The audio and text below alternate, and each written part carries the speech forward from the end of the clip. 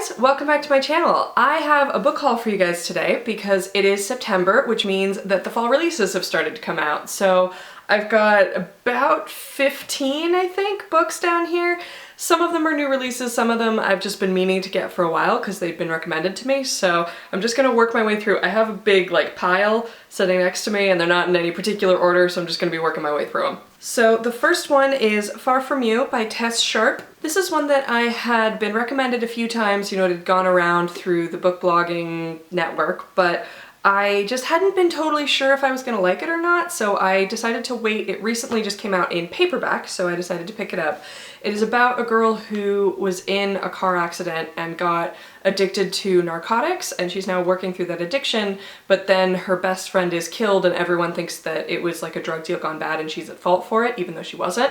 So it's about sort of her coming to terms with the loss of her friend and trying to figure out what actually happened. It seems like there's some sort of mystery novel component to it. The reviews have been a little bit mixed on this one, so I'm not totally sure how it's gonna be, but hopefully it'll be good, and you know, it was a paperback, so it's not like it was that expensive. The next one is Confess by Colleen Hoover.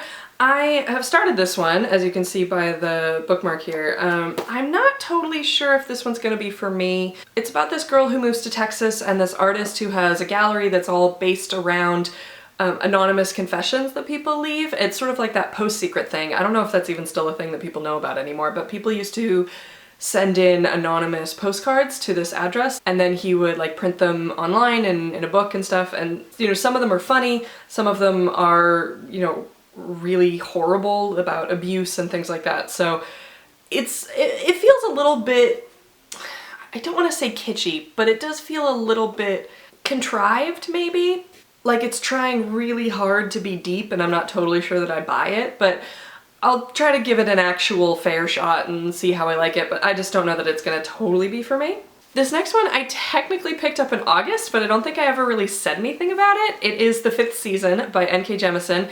It is the first in a new series. Apparently it's a trilogy, and unlike her previous trilogies, it's like an actual trilogy, because in her previous works, I've talked about like the 100,000 Kingdoms, and I've read the Dreamled series. I don't think I ever talked about it on this channel, but in her previous books, each following book in the series has a different narrator or series of narrators, and usually takes place several years after the previous books. So they have a different sort of continuity to them, and each book sort of feels like its own complete arc, even though they are related and in a series.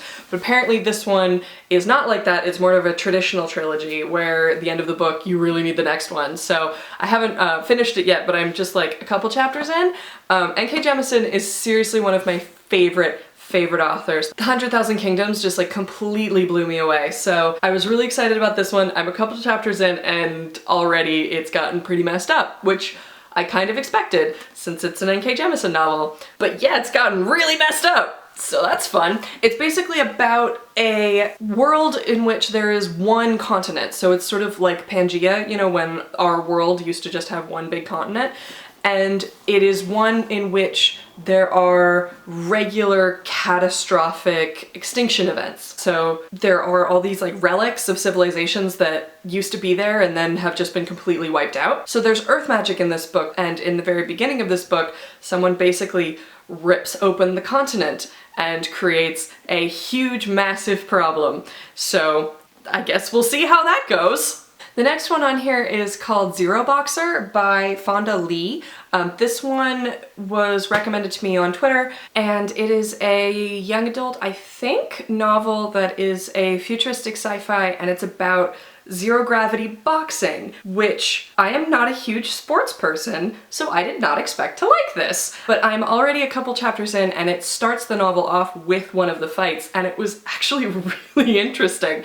Like, you could totally see how it worked. It was written in a way that was really clear and engaging, and so I'm kind of into it. I'm kind of excited to see what happens. I don't know what the driving plot of it is gonna be so far. I doubt that it's just gonna be about a boxer's career. There's probably gonna be some other stuff happening, but yeah, this one's called Zero Boxer by Fonda Lee, and I think it's kind of cool. The next one on here is called Trouble is a Friend of Mine by Stephanie Tromley. This one, so I've already read it. I also bought it 2 days ago, and I read it 2 days ago. Basically, I wandered into Barnes & Noble, as one does, and I wasn't really planning on getting anything, and then this caught my eye just because, you know, the cover was engaging and interesting, and then I like read the inside flap and it kept talking about, you know, razor sharp dialogue, funny action, dynamic duo, and then the back was talking about Veronica Mars and, you know, humor and stuff like that, and I was just like, okay, I'm kind of into that. Sorry, I just kicked the camera. And so I decided to just, you know, flip to the first page and see if I could deal with the writing style, and before I knew it, I'd read 2 chapters and wanted to keep going, and I was just like, all right, kind of need to buy this one now.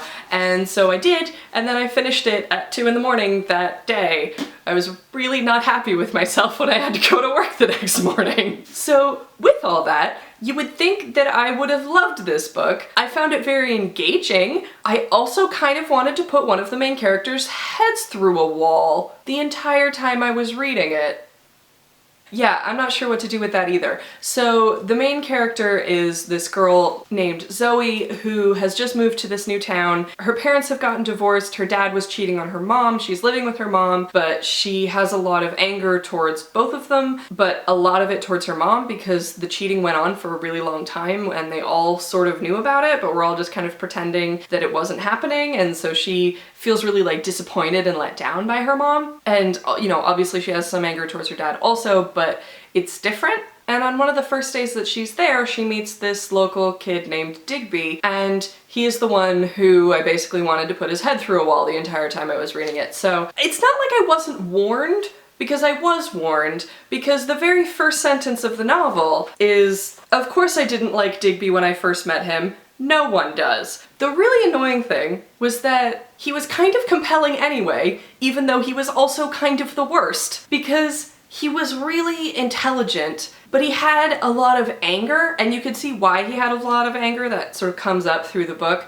but it just sort of mixed up into this ball of destructive tendencies, and it was so frustrating. But then he would also do these things every once in a while that were really charming or sweet or just a little bit nicer than he normally was, and suddenly you feel invested again. It was really frustrating, but it was also kind of a gender-swapped Veronica Mars, where, you know, he's the teenage detective and Zoe, the main girl, is the one that's just sort of being dragged along and is sort of putting up with him and has some loyalty towards him but isn't totally sure why. I really don't know if I can recommend this because I found Digby so infuriating, and yet I picked up the book and finished it the same day, so I don't know, man. That is my sort of nonsense review of Trouble is a Friend of Mine. It is pretty directly making an homage to Veronica Mars, so if you do like that show and you like that dynamic, probably worth checking out. There are some little like in-text references to Veronica Mars, so that was kind of fun,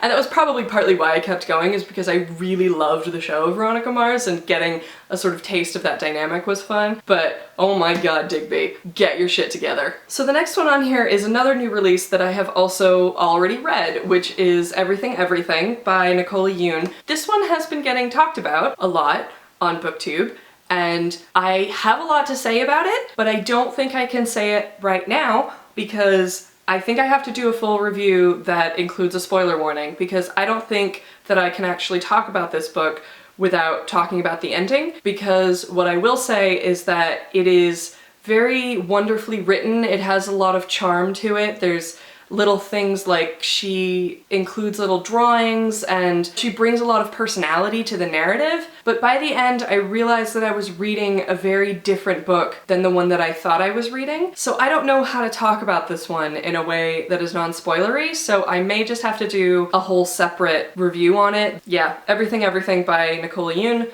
Complicated. The next one I have an advanced reader copy of. The book is out now, but a friend of mine lent me his advanced reader copy, so I don't have like the full version yet, and it doesn't have the full cover, but it is Serpentine or Serpentine by Cindy Pon. She also wrote Silver Phoenix and Fury of the Phoenix, which I do have and can show you the actual covers on those. So this one is Silver Phoenix, and then this one is Fury of the Phoenix, which is a direct sequel to Silver Phoenix. Serpentine is apparently in the same world, but it is not a direct sequel to her previous books, and probably you could read Serpentine without having read Silver Phoenix or Fury of the Phoenix. I haven't read Serpentine yet, so I don't know if that's totally true, but that was sort of my experience with like the press and everything of how people were talking about it. It didn't seem like you needed to read the other ones. So Serpentine is basically about a shape-shifting serpent succubus, possibly, person, and that's pretty much all I know about it. But I'm excited to read it. So the next one on here is The Winter's Crime by Maria Rutkowski, whatever. This one is the sequel to The Winter's Curse, which I read for the Booktubeathon back in August. I might put off reading this one just a little bit because the next one isn't coming out until like May or April, and according to everyone that has read both of them, once you read the second one, you really want the third one. So I might just sort of put that one off so that it'll be closer to the release date of book 3. But I did really, really like book 1, so I am interested in seeing how that develops. The covers have not gotten better. I'm still a little bit upset with the covers because they don't really accurately portray the tone or the setting very well. They kind of make it look like an overdramatic romance, and it has a romantic plotline that is very central to the novel, but it is not, it's a different tone than what's implied by this. So I'm not super thrilled with the covers, but I am really happy with the series so far. Next on here is The House of Shattered Wings by, oh god, how do you say this? Aliette de Bodard? This is another one that was recommended to me by Twitter. It is apparently about a war-ravaged Paris and fights between angels. That's about all I know, but it seemed like a lot of people really liked it. So the next one on here is Rainbow Rowell's Landline. I have Eleanor and Park, but I have not read it because according to everyone, it's really sad. Why would I read that? No, I'll get to it eventually, but I've just been putting it off for a while, so I decided that maybe in the meantime, I would want to try another one of hers. I've heard that her adult novels are fairly different to her young adult novels, and I think this one is considered adult, I'm not sure. I haven't read anything by her yet, but everyone seems to really like her. She's very popular on BookTube, so I thought I probably should. The next one on here I'm actually pretty excited about. This one is Sorcerer to the Crown by Zen Cho. Everyone has been comparing it to Jonathan Strange and Mr. Norrell, which I have sort of mixed feelings about because I, on paper, should love Jonathan Strange and Mr. Norrell. I love fantasy, and I voluntarily have read Charles Dickens. But I tried to read Jonathan Strange and Mr. Norrell, and I was doing it on audiobook, and the narration was fantastic. I loved the audiobook narrator, and it was so boring I almost fell asleep in traffic and crashed my car. Like, I just couldn't do it. I tried to read it in print and got like 2 pages in. I tried to do it on audiobook and got like 8 hours into like a 32-hour audiobook.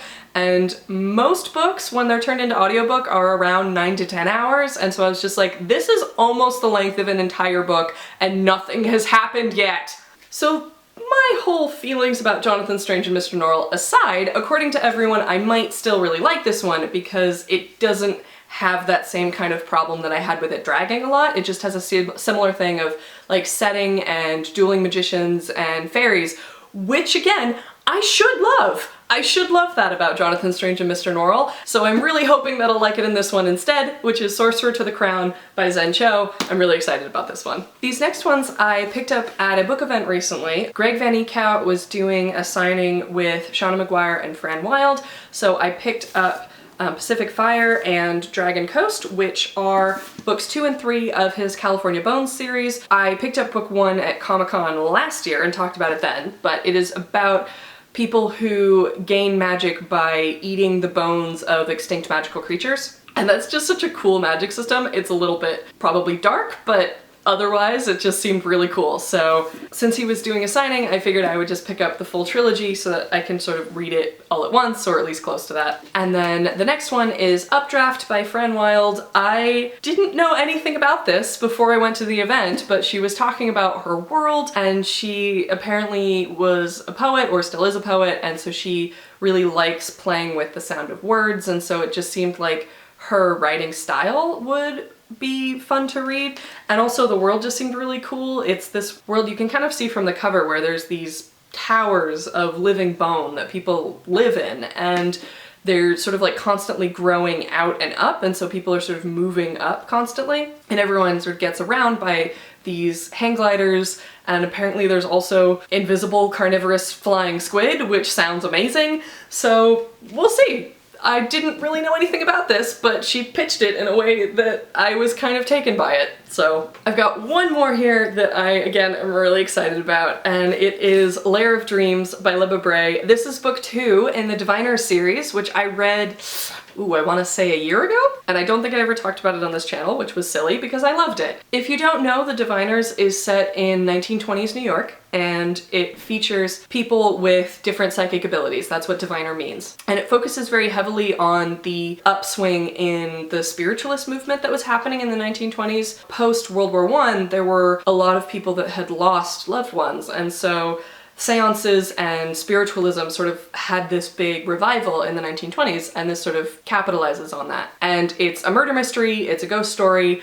I thought that the whole cast of characters was really charming, and it sort of wrapped up at the end of the book, and it sort of implied that it was a series, but there was no information about book 2 ever coming out, and so it was just like, all right, maybe it was supposed to be a series, but then the plans for it got scrapped, but here it is. Here's book 2, and oh man, I'm so excited. I have started it. I'm like 20 pages in or something. It's gonna be another murder mystery, probably another ghost story. There were some things that were sort of left unresolved from book 1, so I'm excited to see how those progress in book 2. I don't know how long this series is gonna be, so I don't know how much of it is gonna get wrapped up in this book, but either way, I'm just really happy that there's more in this series. So, Lair of Dreams by Libba Bray, book 2 in the Diviner series, and where's book 1? Here we go. Here's book 1. I think the cover of book 1 is really fun, but apparently they decided that this style didn't work, so they changed it into this one. But I like this one too. I sort of like the lettering. It sort of harks back to, not Art Deco, but you remember how the posters in the recent Great Gatsby movie looked like? It's a similar kind of font, so I think it works. Maybe it is Art Deco. Whatever. Anyway, that is it for the book haul today. Like I said, I got a little bit excited and bought a few things. I'm gonna see if I can get them all on screen. Hold on. Alright. I've got like half of them.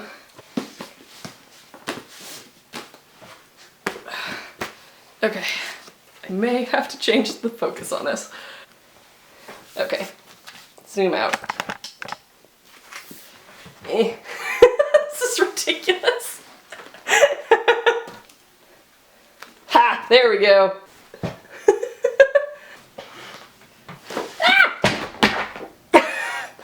I should have predicted that one. Okay. Thank you guys so much for watching. I'll see you guys next time. Bye!